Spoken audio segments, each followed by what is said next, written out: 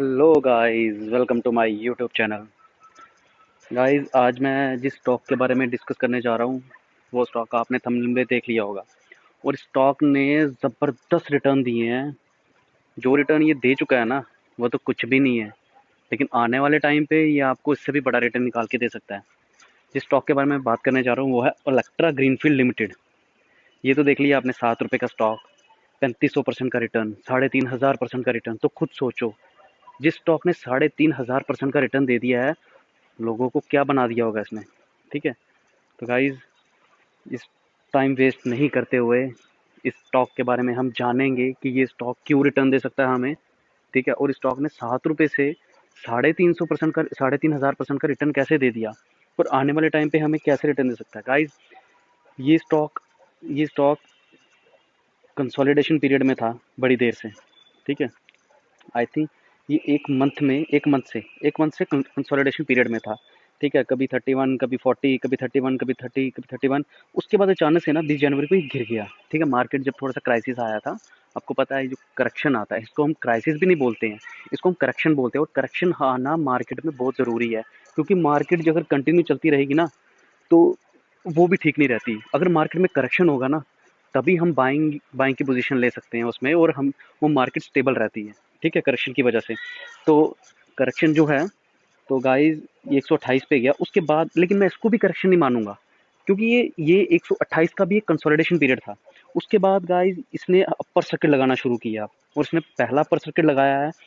आप देखोगे, ये देखो, ये इसने फ्राइडे को अपर सर्किट लगाया है। और ये अपर सर्किट लगाने का रीज़न क्या है, क्यों अपर सर्किट लगा। इससे पहले भी जो ये स्टॉक मतलब 90 से भागा था, 90 से इसने भागना शुरू किया स्टॉक ने। वो भी एक, वो खाली न्यूज़ बेसिस पे नहीं भागा था ये स्टॉक।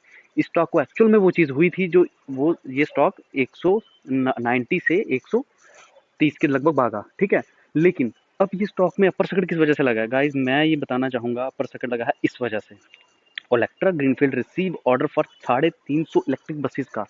गाइस, 350 इलेक्ट्रिक बसेस का ऑर्डर मिला है इस कंपनी को। इससे पहले भी इसको 350 बसेस का ऑर्डर मिला था, जिसकी वजह से 90 से 135 पे भागा। ठीक है, और इस वजह से इसको अभी भी 350 बसेस का ऑर्डर मिला, वो भी कहाँ के, दिल्ली गवर्नमेंट से मिला है। ठीक है, जो कि गवर्नमेंट बसेस का ईवी व्हीकल, ये ईवी व्हीकल बनाती है, उसका ऑर्डर मिला है।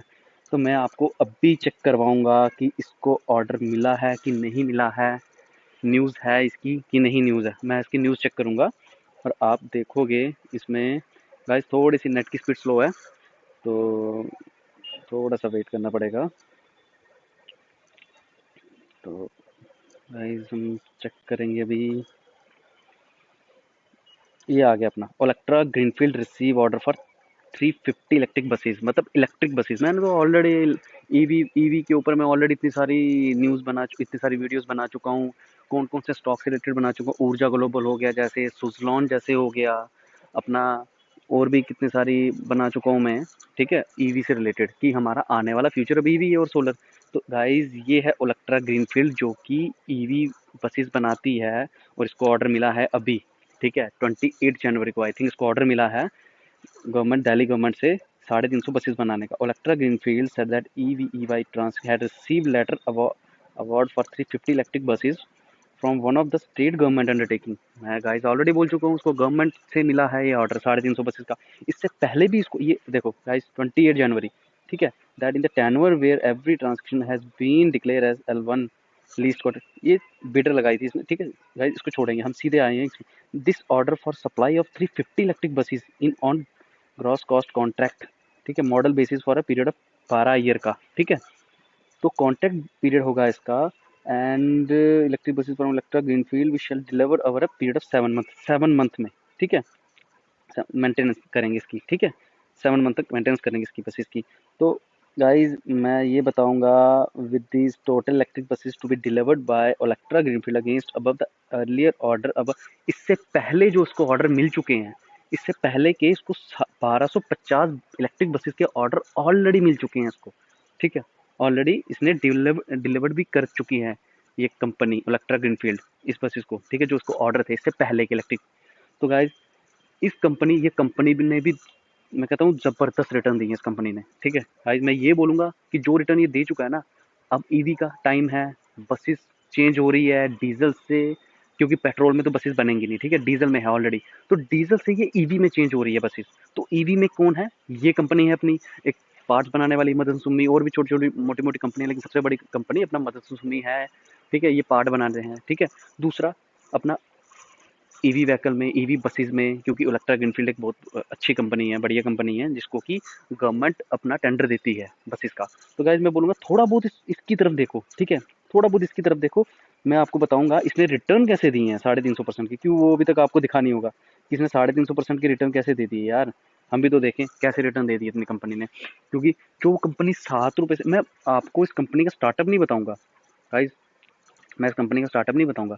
ये कंपनी आई तो थी मतलब 27 रुपये पे, ठीक है। अगर मैं वहाँ से नहीं बता रहा, मैं 2014 से आपको बता रहा हूँ, 2014 से, ठीक है। इस कंपनी ने 2014 से, मैं जो बताऊंगा गाइज वो आप देखना, कंपनी 3500, देखिए गाइज इस कंपनी ने क्या रिटर्न दिए हैं, ठीक है गाइज, इस कंपनी ने 3585 की रिटर्न दिए हैं। और 2014 से मैंने रिटर्न चेक करवाए हैं आपको गाइज। मैं यहाँ से भी नहीं करवाऊंगा आपको कि जब से कंपनी आई थी 2002 से, नहीं, 2014 से, 2002 से 2014 का कितना डिफरेंस होगा गाइज, कम से कम भी 12 साल का, ठीक है, 12 साल का। तो मैं गाइज 12 साल के बाद बोल रहा हूँ, जिसने बाय किया होगा 2014 में उसको क्या रिटर्न मिला होगा। तो गाइज मैं ये बोल रहा हूँ, अगर ये कंपनी जैसे उठना चलिए, अगर ये वापिस अपने लेवल पे आती है, कंपनी कहाँ से आई है नीचे, ये कंपनी 263, ठीक है, ये इसका हाई था। तो ये वापस अगर 263 पे भी जाती है तो अच्छा खासा मुनाफा निकाल के दे सकती है आपको, क्योंकि ये तो कोविड के टाइम पे नीचे आई है। अब तो इलेक्ट्रिक बसेस का टाइम है, ये तो इलेक्ट्रिक में इसको कॉन्ट्रैक्ट मिल रहे हैं। तो गाइज मैं यही बोलूंगा, इसकी तरफ थोड़ा ध्यान दो। और सबसे बड़ी चीज जो मैं आपको चेक करवाने वाला हूँ, सबसे बड़ी चीज, कंपनी के फंडामेंटल्स, ठीक है। आप पैसा लगा रहे हो कंपनी का, ठीक है, ईवी व्हीकल है, ईवी का टाइम है अपना, ईवी व्हीकल बना रही है, ईवी बसेस बना रही है, इस कंपनी को ऑर्डर्स मिल रहे हैं, ठीक है। लेकिन कंपनी में फंडामेंटली कुछ है भी है कि नहीं है कंपनी में, देखो, Electra greenfield engage in the business of power insulator and electric buses, ठीक है, ऑलरेडी। और मार्केट कैपिटलाइजेशन 1131 करोड़ का है गाइज। और सबसे बड़ी चीज, बुक वैल्यू ही 88 रुपीज की है, बुक वैल्यू, मतलब बुक वैल्यू जिस पे अभी चल रहा है ना, मतलब मैं उस पर 50% नहीं बोलूंगा, उसके 60% पे बुक वैल्यू भी पड़ी है इसके पास, ठीक है। और रिटर्न ऑन कैपिटल ये माइनस में था, क्योंकि बड़ी देर से आपको पता है ऐसे ही चली थी मार्केट।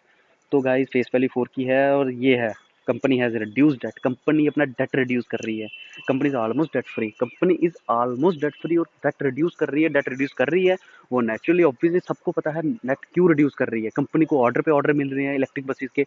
हमारा, मैं तो कह रहा हूँ गाइस, इतना पोल्यूशन है ना दिल्ली में, आप किसी भी स्टेट में जाके देख लो, इतना ज़्यादा पोल्यूशन है। और बसेस का सबसे ज़्यादा पोल्यूशन होता है, क्योंकि डीजल व्हीकल है, सबसे ज़्यादा पोल्यूशन होता है बसेस का, मतलब मेटाडोर्स का, जो भी होता है, ठीक है। छोटी छोटी व्हीकल्स हो गया, अपना मिनी व्हीकल्स हो गया, उनका होता है, क्योंकि डीजल पे चलती है, पेट्रोल पे नहीं चलती। तो गाइज उसको रिमूव करना चाहती है गवर्नमेंट, उसको रिमूव करना चाहती है, उसको रिमूव करने में इन कंपनियों का सबसे बड़ा योगदान होगा। और गाइज इन कंपनियों को टेंडर पे टेंडर मिल रही है, और ऑलरेडी रिड्यूस कर रही है अपना डेट, डेट रिड्यूस कर चुकी है, ऑलमोस्ट डेट फ्री है।